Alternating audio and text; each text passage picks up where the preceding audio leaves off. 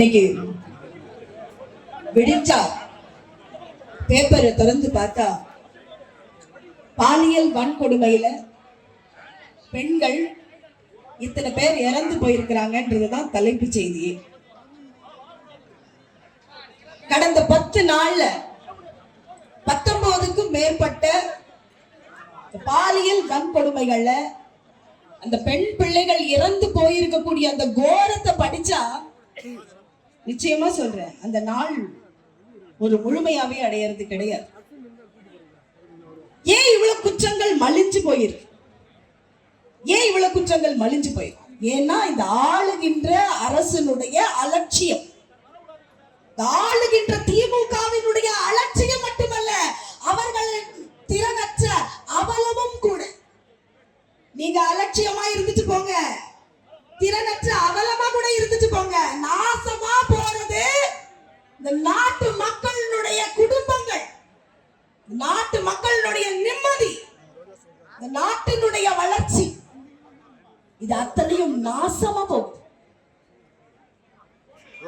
ஒரு காலத்துல பெண் பிள்ளைங்களை பிறக்கிறதே பாவம்னு நினைக்கிற அந்த எண்ணத்திலிருந்து மக்களை மீட்டு கொண்டு வர்றதுக்கு 2 நூற்றாண்டாச்சு. ஒரு நாள் 2 நாள் கிடையாது, 2 நூற்றாண்டாச்சு. பெண் பிள்ளைங்கள் பிறப்பதே பாவம்னு இருக்கிற எண்ணத்திலிருந்து மாத்தி கொண்டு வர. இன்னைக்குதான் பொம்பளை பிள்ளைங்க படிக்க போகும், இன்னைக்குதான் பொம்பளை பிள்ளைங்க திறன் மேம்பாடுன்னு சொல்லி அதுங்களுக்கு ஏதோ திறமையை வளர்த்து விடுறாங்க, வேலை வாய்ப்பு கிடைக்குது, தொழில் முனைவு பண்றாங்க. இன்னையில இருந்து 25 ஆண்டு கழிச்சு, இன்னையில இருந்து 25 ஆண்டு கழிச்சு நான் சொல்றேன், இங்க இருக்கக்கூடிய தாம்பரத்துல இருக்கக்கூடிய நின்னுட்டு இருக்கக்கூடிய சகோதர சகோதரிகளே நல்லா கேட்டுக்கோங்க. இன்னைக்கு வருமானம் 15,000 ரூபாயா உங்க பிள்ளைக்கோ மருமகனுக்கோ? 25 வருஷம் கழிச்சு நாட்டினுடைய பொருளாதாரம் எப்படி இருக்கணும்னா 1,80,000 மாதம் வருமானம் வரணும். அதுதான் இந்த நாட்டினுடைய வளர்ச்சியினுடைய இலக்கா இருக்கக்கூடிய ஒரு முக்கியமான இலக்கு.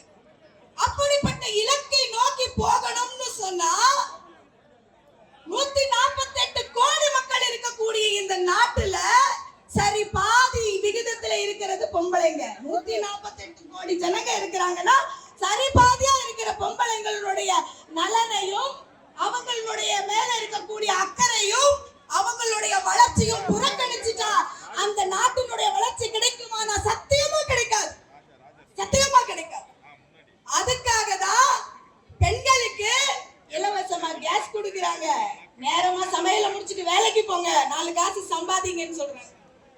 இலவசமா அனைவருக்கும் வீடு திட்டத்துல பெண்களுக்கு வீடு கொடுக்கறாங்க, வீட்டுக்குள்ள குழாயில தண்ணி கொடுக்கறாங்க, முத்ரா லோன் கொடுக்கறாங்க. எதுக்கு கொடுக்கறாங்க?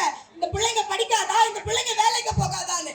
இன்னைக்கும் சொல்றேன், பக்கத்துல இருக்கக்கூடிய பள்ளிக்கூடத்துல போய் பாருங்க, இடைநிற்றல் பள்ளிக்கூடத்துல இருந்து நின்னு போற பிள்ளைங்களோட எண்ணிக்கை இன்னும் 0 ஆகல, இன்னும் 0 ஆகல.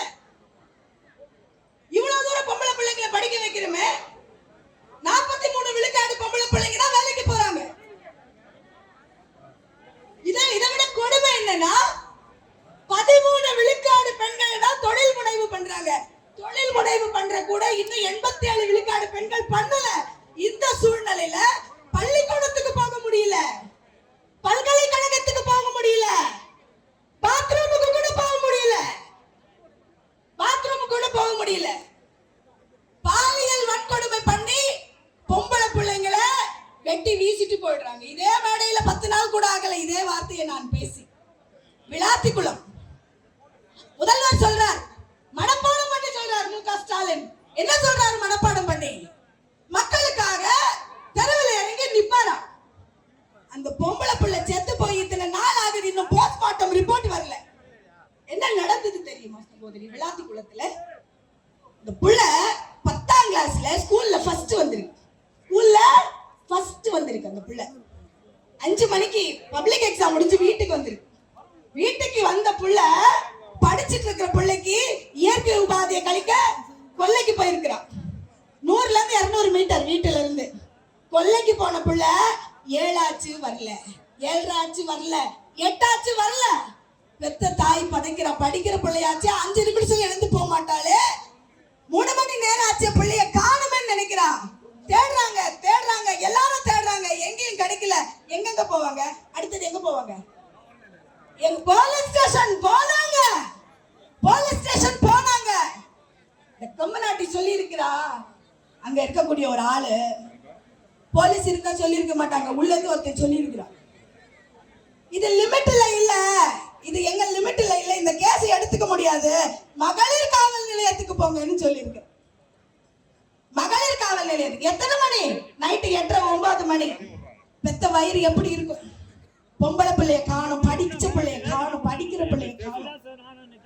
தேடுறாங்க தேடுறாங்க, தேடிக்கிட்டே இருக்கிறாங்க, நைட் எல்லாம் தேடுறாங்க, கிடைக்கல, பிள்ளை கிடைக்கல. காலையில விடிஞ்சா மகளிர் நம்மள மாதிரி தாம்பரம் மாதிரி போலீஸ் ஸ்டேஷனும் மகளிர் காவல் நிலையம் பக்கத்துல கிடையாது. கிராமத்துல 10 ல இருந்து 20 கிலோமீட்டர் தள்ளி போகணும். போனாங்க மறுநாள் காலையில.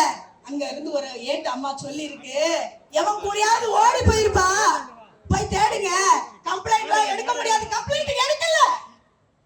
பாதிக்கப்பட்டக்கூடிய மக்கள் யாருக்கிட்ட போவாங்க? பாதிக்கப்பட்ட மக்கள் யாருக்கிட்ட போவாங்க? அங்க கம்ப்ளைண்ட் எடுக்கல, தேடிக்கிட்டே இருக்கிறாங்க.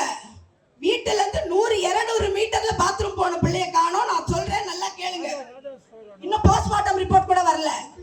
இந்த சூழ்நிலையில மத்தியானம் 2 மணிக்கு எந்த இடத்துக்கு அந்த புள்ள பாத்ரூம் போச்சோ அந்த இடத்துல 3 ல இருந்து 4 முறை தேடினதுக்கு அப்புறம் மத்தியானம் 2 மணிக்கு அந்த புள்ள சடலமா கிடைக்குது.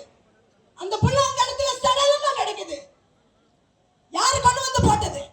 எந்த இடத்துல 4 முறை தேடினாங்களோ அந்த இடத்துல எப்படி மத்தியானம் 2 மணிக்கு புள்ள சடலமா கிடைக்குது? யாரு கொண்டு வந்து போட்டாங்க? ஏன் கம்ப்ளைண்ட் எடுக்கல? ஏன் மகளிர் காவல் நிலையத்தில் அப்படி சொன்னாங்க? போலீஸோட கைகள் கட்டப்பட்டு இருக்குங்க. திமுகவினுடைய ஆட்சியில போலீஸினுடைய கைகள் கட்டப்பட்டு இருக்கு. போலீஸ் தன் கடமையை செய்ய முடியவில்லை. Police is not left independent to do their work in the CMK government. In the CMK government, the police is not left independent. தயவு செய்து சொல்றேன், இந்த திமுகவினுடைய ஆட்சியில கொடுக்க 1000 நமக்கு வேண்டாம். இந்த திமுகவினுடைய ஆட்சியில கொடுக்கிற 5000 நமக்கு வேண்டாம். நமக்கு பெருசு நம்மளுடைய மானம், மரியாதை, உசிறு, நம்ம பிள்ளைங்க. ஏற்கனவே இந்த கட்டின புருஷனை டாஸ்மார்க்கு அடகு வச்சுட்டு குடும்பத்துல நிம்மதி இல்லாம